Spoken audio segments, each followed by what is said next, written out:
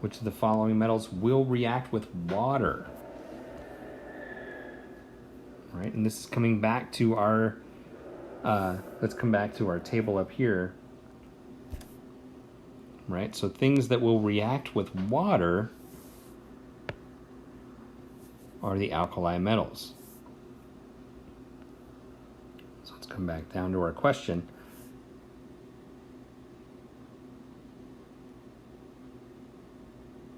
None of these are alkali metals. Perhaps we're talking about steam. Sort of funky wording on the question, but the only one that will react with steam is a group 2 metal, an alkali earth metal, and that would be magnesium.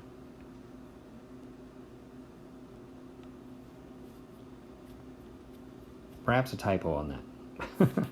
Have to fix that for next semester. So how many of these metals will react with HNO2? Recognize that buddy is an acid. So we're looking for which things are higher on the table than H+. So our H+ is sitting right here. Right, so zinc, higher up. Barium, higher up. Gold is lower down. Cobalt is higher up. And copper is just below, so no. So we'll have 3 of these metals reacting with nitrous acid.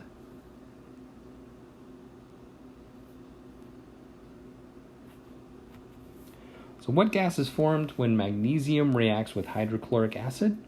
And this is very simple. When metal reacts with acid, we get hydrogen gas.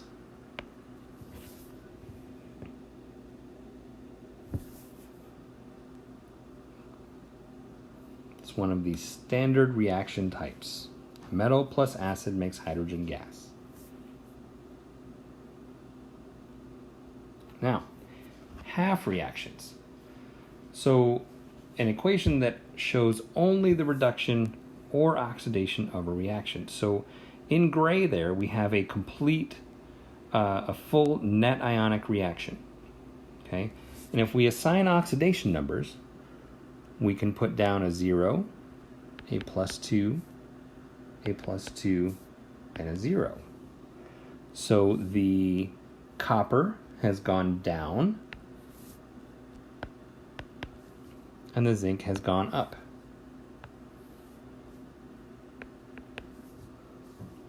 Right? So if I pull just those parts out and just pull the oxidation out, I end up with the oxidation half reaction. And if I pull just the reduction part out, I get the reduction half reaction. Okay? And when I put those two equations together, if I combine them, so we sort of have like an addition sign, put those two reactions together, things that are exactly the same on both sides I cancel out, much like we did with when we were doing complete and net ionic equations. Remember those? So my 2 electrons are the same on both sides, so I cancel those out. Okay. So let's do a little practice with this. It's the best way to go about this. All right. Now I've written some guidelines here on how to tackle this type of problem. So the first step is to assign oxidation numbers. So let's go ahead and do that. You've had a bit of practice with that already. So let's go ahead and assign oxidation numbers. So each chlorine is a -1, and I have 2 of them. So that means that in order for that molecule to be neutral, my tin has to be a +2. Right? And then we have iron solid. So solid iron, solid metals always get a 0. And then on my product side, I have a -2, each chlorine is a -1, and I have 2 of them. So that means that my iron has to be a +2. And then my tin naturally occurring solid metal is a 0. Okay, so if I look, my chlorine is a spectator. So the chlorine has not changed at all, right? So I'm going to leave the chlorine out of anything. I'm not even going to bother putting it in my equations, right? But my reduction, so my tin has gone from a +2 to a 0, right? So I'm going to pull that right out. So this is step 2. We've determined what's oxidized and reduced, and we're going to pull that right out of the equation. So I'm going to pull out that tin 2+, which is what it would be without the chlorine, becomes tin solid. Okay? And I find it helpful, you don't have to do this, but I find it helpful to keep my oxidation numbers in there, just so that I can have them to look at. And then my iron went from a 0 to a +2, so I'm going to pull that piece out and say iron solid becomes iron 2+, because that's what it would be without the chlorines. Okay, so now step 3 says leave out the spectators. Those are the things that don't change oxidation state. That would be the chlorines. Okay, now step 4 says to add electrons to the side with a more positive oxidation state. Now if I went, let's look at our oxidation half reaction. So if I went from a 0 to a 2, that's a change of 2. That means 2 electrons have moved. Okay? The difference between 0 and +2 is 2. That means that 2 electrons have moved. So I'm going to put those electrons on the side with the more positive oxidation state. That means that I'm going to put them on the right, next to the iron 2+. Okay? In my reduction half reaction with the tin, we go from a +2 to a 0. Again, we have a change of 2. That means that 2 electrons have moved. Okay, and I'm going to put them on the side with the more positive oxidation state. So 2 electrons go on the left. Okay, so if you're ever in doubt on how this works, assign oxidation states, oxidation numbers, and then pull just those pieces out. Literally just pull them, plunk them right out of the equation. Leave the spectators behind.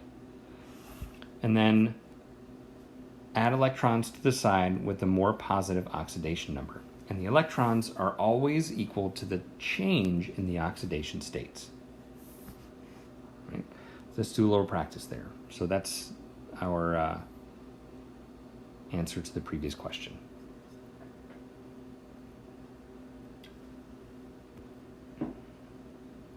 So this is a bit of a sort of odd question, but let's think about this. So what happens when we put metals with acids?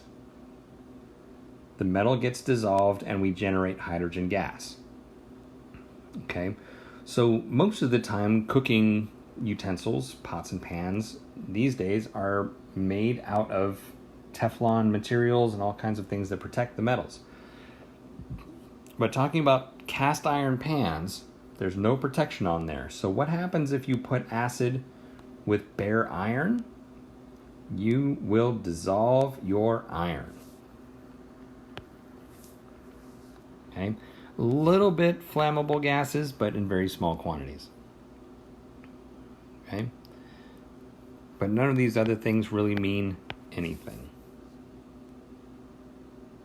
The iron will not melt at a lower temperature.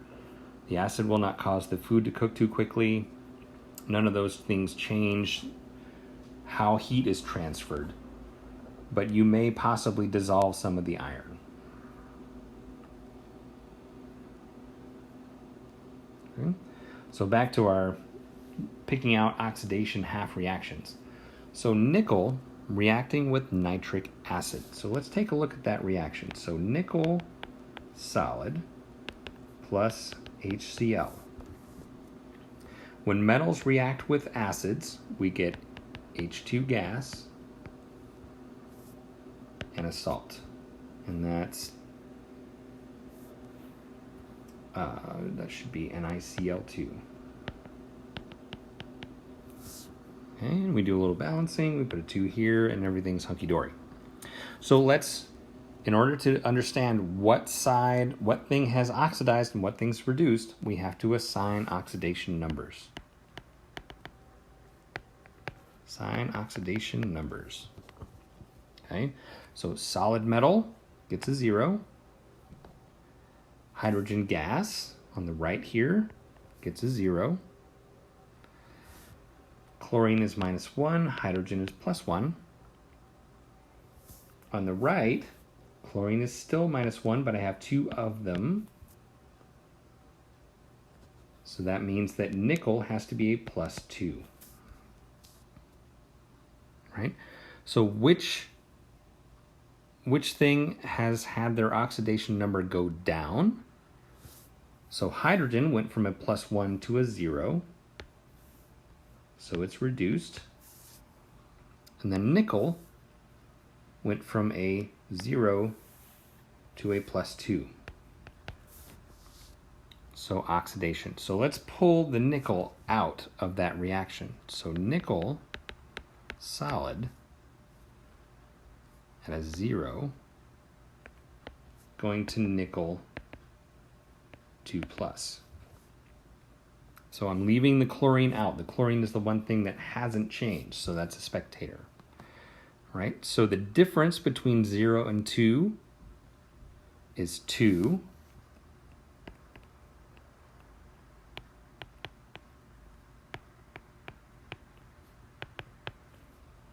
So that's 2 electrons have moved. And I'm going to put them on the side that has the more positive oxidation state.